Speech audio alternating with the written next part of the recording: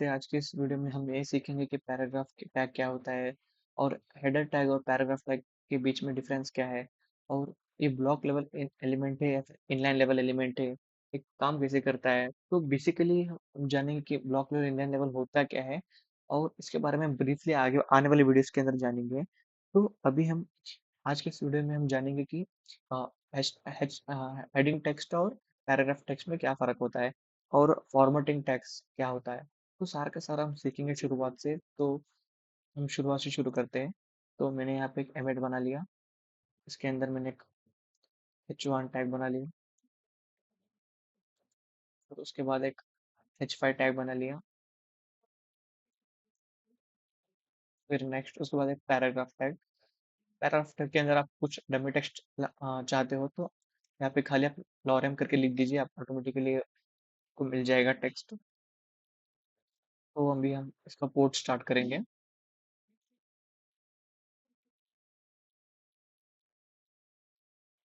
तो ये port start हो चुका है।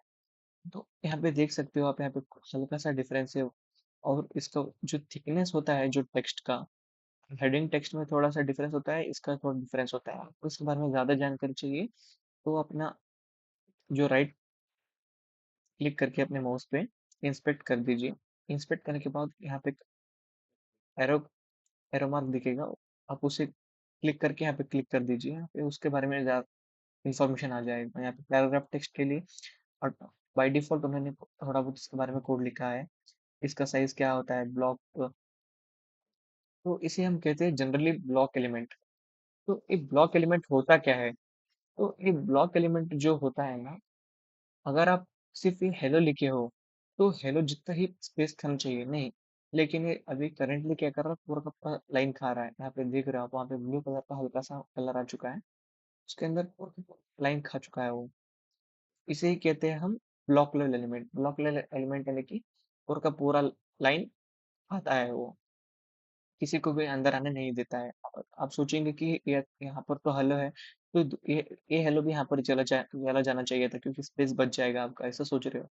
तो हम उसे चाहे तो कर सकते हैं, लेकिन बाय डिफ़ॉल्ट उसका जो होता है स्टाइलिंग जो होता है उसको ब्लॉक लेवल एलिमेंट कहते हैं हम उसे। कि ब्लॉक लेवल एलिमेंट यानी कि पूरा का पूरा वो लाइन को खा जाएगा, मतलब दूसरे को किसी को भी अंदर आने नहीं देगा। अगर हम बात करते हैं अभी फॉर्मेटिंग टैग्स। सो ये प्री फॉर्मेटिंग फॉर्मेटिंग टैग्स और प्री फॉर्मेटिंग टैग्स के बारे में हम ज़्यादा सीखेंगे, लेकिन आज के इस वीडियो में हम खाली फॉर्मेटिंग टैग्स देखेंगे कि फॉर्मेटिंग टैग्स होता क्या है और एक काम कैसे करता है। तो बेसिकली फॉर्मेटिंग टैग्स तो बहुत सारे डिफरेंट डिफरेंट है। मैं इसका एग्जांपल भी देके बता दूंगा आपको अभी।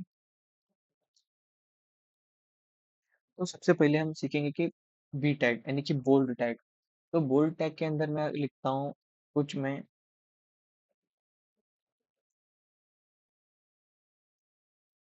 Bit by bit code. तो मैं इसे सेव करता हूँ। इसे अपने वीडियो के अंदर देख, ये थोड़ा सा हल्का सा दिख रहा है पैराग्राफ टैग और इस टैग के बीच में। साइज तो थोड़ा बहुत तो सिमिलर ही है, लेकिन ये थोड़ा सा बोल्ड बोल्ड यानी कि थोड़ा सा थिकनेस ज्यादा होता है। और उसका थोड़ा फॉन्ट फैमिली भी दूसरा होता है, सबका फॉन्ट फैमिली दूसरा है। इसका ये दोनों का सेम है, लेकिन इसका थोड़ा अलग है। तो फॉन्ट फैमिली आप सीएसएस के अंदर ऐड कर सकते हो, आने वाली वीडियोस के अंदर वो भी बता दूंगा मैं। तो एक थोड़ा सा डिफरेंट होता है। अभी नेक्स्ट आता है स्ट्रॉन्ग। स्ट्रॉन्ग टैग और बी टैग में डिफरेंस क्या है आपको अब थोड़ा सा हल्का सा पता चलेगा।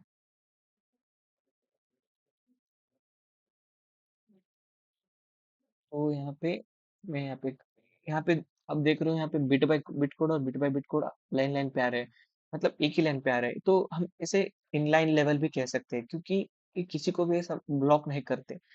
ये जहाँ पर ये हेलो था आपने देखा था, वहाँ पे उसको ब्लू कलर आया था। आपको फिर से दिखाता हूँ, यहाँ पर देखो अभी ब्लू कलर आ रहा है, मतलब वो एंटायर लाइन खा रहा है। उस उसी जगह पे आप इसे देखो, अभी पूरा का पूरा लाइन नहीं खा रहा है, वो खाली उतना ही खा रहा है जिस जितना उसको चाहिए। तो इसे हम कहते हैं इनलाइन लेवल। तो अगर आप उसे चाहते हो कि अगर आप इसे नेक्स्ट लाइन पे लेके आओ तो सेम लाइन पे ना रहे, तो एक हमारे पास होता है बी आर टैग।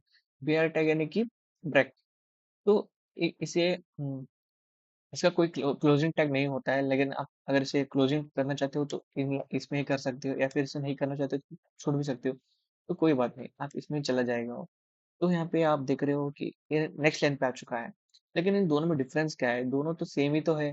फिर स्ट्रॉन्ग टैग और बोल्ड टैग मैंने दो दो अलग अलग अलग चीज ऐसे क्यों बनाया? तो यहाँ पे देखो, यहाँ पे B is to font with bolder लिखा हुआ है, लेकिन उसी जगह पे या इसका भी strong is to font with bolder. लेकिन ये दोनों सेम है, तो दोनों ऐसा ऐसा क्यों बनाना है, क्यों बनाया है हम, क्या मतलब है इसका लिखने का? दोनों तो सेम ही काम कर रहे हैं। तो काम सेम कर रहे हैं, लेकिन जो अपने ब्राउजर को है मतलब थोड़ा सा अलग सा देते हैं।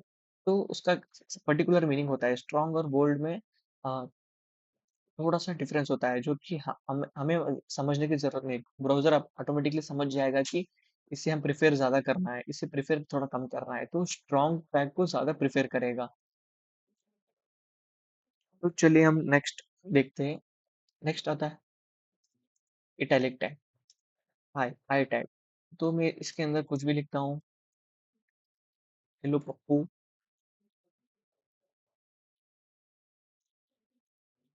तो यहाँ पर देखो, इसका फॉन्ट फैमिली यानी कि इटैलिक थोड़ा सा हल्का सा अलग होता है। तो पहले हमने देखा था यहाँ पे बोल्ड टैग, फिर देखा था पैराग्राफ टैग, फिर देखा था हमें स्ट्रॉन्ग टैग। अभी ये देखो, अभी इसके अंदर थोड़ा सा ये इटैलिक जैसा मतलब यानी कि थोड़ा सा टेढ़ा आता है। इसके बारे में आपको थोड़ा बहुत, अगर आपको ज्यादा इन्फॉर्मेशन चाहिए तो आप इसे इंस्पेक्ट कर सकते हो। इंस्पेक्ट करके आप उसे क्लिक करोगे तो फॉन्ट स्टाइलिश टू इटैलिक आ जाएगा। तो इसी तरह ऑटोमेटिकली वो समझ जाएगा कि ऐसा ऐसा होता है, ऐसा होता है। तो नेक्स्ट आते हैं हम ईएम टैग। अभी ईएम टैग काम क्या करता है? ईएम जनरल बेसिकली होता है एम्फसाइज। तो इसके अंदर भी हम वही डाल के देखेंगे, बिट बाय बिट कोड। तो बिट बाय बिट कोड भी सेम ही आ रहा है, तो क्या डिफरेंस है? ये देखो, इसके अंदर ये तो इटैलिक है, फिर इसको क्लिक किया, ईएम के अंदर भी इटैलिक आ रहा है, ऐसे क्यों? जनरली ब्राउजर के लिए डिपेंड होता है।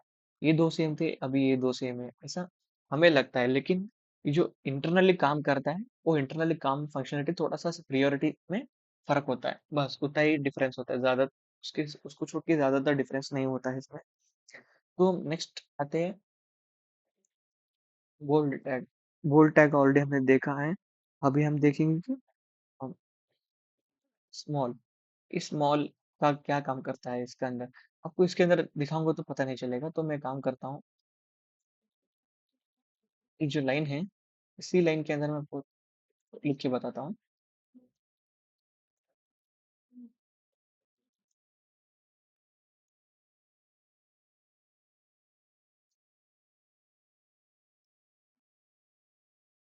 हेलो वर्ल्ड सेम ही है, लेकिन इसमें डिफरेंस क्या है? तो डिफरेंस ज्यादातर तो कुछ नहीं है। ये जो फॉर्मेटिंग टैग्स होता है, सिर्फ ब्राउजर को एक अंडरस्टैंडिंग के लिए, पर्पस के लिए दिया जाया जाता है।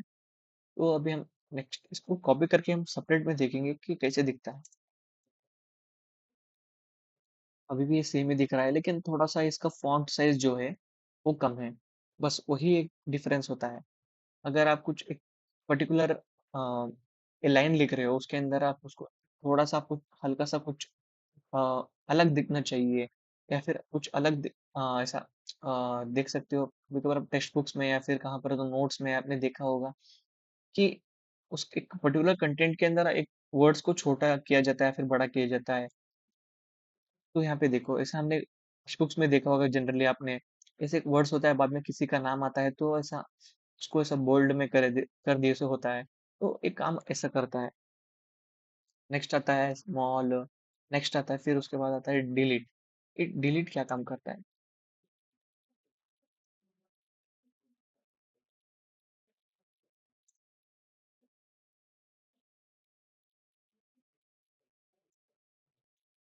डीईएल यानी कि डिलीट।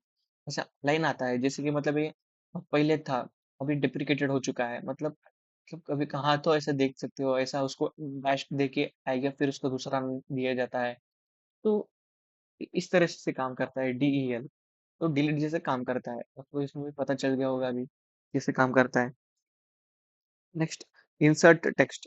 इंसर्टेड टेक्स्ट के अंदर हमारे पास उसे लिखा जाता है आईएनएस के नाम से। तो ये आईएनएस काम कैसे करता है?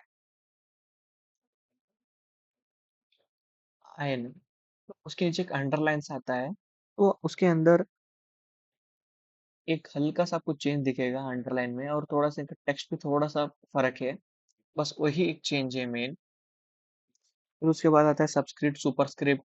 हम जनरली आपने एक ये तो देखा होगा कि CO2 या फिर कुछ ऐसा देखा होगा, तो इस CO2 को छोटा कैसे लिखते हैं, तो हम उसे कहते हैं सबस्क्रिप्ट।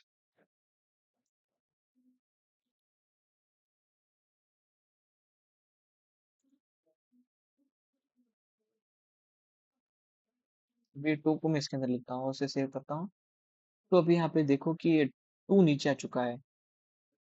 उसी तरह हमारे पास होता है सुपरस्क्रिप्ट। सुपरस्क्रिप्ट यानी कि पावर रेस टू। अभी आपने देखा होगा कि अ, एक नंबर है मेरे पास 3, 3 का स्क्वायर क्या है, तो क्यूब क्या है। तो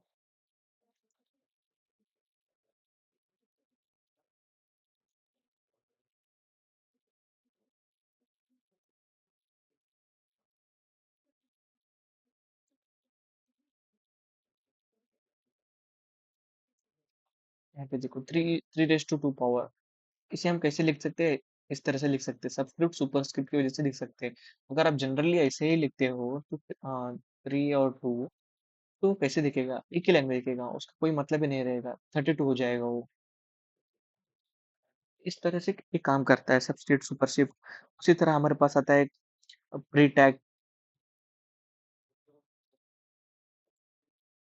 ये प्री टैग काम क्या करता है? तो इसका काम same to same paragraph tag के जैसा ही है, लेकिन आप इसके अंदर कुछ कुछ भी आप ऐसे लिखते हो। मैं एक लॉरेम जिप्सम का लॉरेम का एक इमेज डालता हूँ, तो मैं यहाँ पे स्पेस देना चाहता हूँ। तो इस स्पेस पर्टिकुलर स्पेस को ना, अगर मैं इतना स्पेस दूँ तो मुझे उतना ही स्पेस मिलेगा वहाँ पे। लेकिन मैं वही सेम ये पैराग्राफ के अंदर लिख स्पेस दे दिया मैंने और सेव किया, दोनों के अंदर भी मैंने बहुत ज़्यादा स्पेस दे दिया, लेकिन हमें यहाँ पर यूआई में कैसे दिखेगा? इसके अंदर तो स्पेस ही नहीं आया, सिर्फ एक ही बार काउंट हो गया। हाँ, क्योंकि वो जो स्पेस होता है सिर्फ एक ही बार काउंट होता है। तुम अगर 1000 बार भी स्पेस छोड़ के लिखते हो तो भी एक ही बार काउंट होता है। लेकिन ये प्री टैग थोड़ा सा अलग होता है। आप उसके अंदर जितना स्पेस दोगे उतना ऑक्यूपाई करेगा। वही एक टैग होता है प्री फॉर्मेटिंग टैग करके। तो इसे ही हम फॉर्मेटिंग टैग के नाम से जाने जाते हैं। तो उसी तरह हमारे पास होता है अभी मार्क होता है, यू टैग होता है। यू यानी कि अंडरलाइन होता है थोड़ा सा। फिर उसके बाद आता है कोट्स होता है, स्पैन होता है। तो ये सारे के सारे काम बिल्कुल एक जैसे ही करते हैं, लेकिन थोड़ा-थोड़ा डिफरेंस है। आप इसके बारे में अगर ज़्यादा इन्फॉर्मेशन चाहते हो तो कमेंट कर दीजिए। और और यहाँ पे आप होवर करोगे तो आपको एमडीएन का रेफरेंस मिल जाएगा, तो आपके इसके बारे में आपको ज़्यादा जानकारी चाहिए, मतलब इसके बारे में ब्रीफ डिटेल चाहिए, जहाँ पे इन्होंने ऐसा ही क्यों लिखा है एचटीएमएल वालों ने। तो आपको वहाँ पर सारा का सारा इन्फॉर्मेशन मिल जाएगा, जिसे आपको क्लिक करना है, वो वहाँ पर आपका वेबसाइट ओपन हो जाएगा। तो चलिए अगली वीडियो में मिलते हैं कुछ नए चीज़ों के साथ, और एचटीएमएल लिंक कैसे किया जाता है, और लिंक्स एंकर टैग तो पिछली वीडियो में हमने देखा था, तो उसके बारे में थोड़ा सा जानकारी सीखेंगे। और ऑडियो टैग, वीडियो टैग, आई फ्रेम, बहुत सारी चीज़ है टैग से हमें सीखना है। और ये तो सिर्फ एक नॉर्मल फॉर्मेटिंग टैग्स थे, उसको छोड़ के अभी बहुत सारे टैग्स हैं जो कि अभी हमें सीखना है। आने वाले वीडियोस के अंदर सारा का सारा चीज़ सिखा दूंगा। तो मिलते हैं अगले वीडियो में।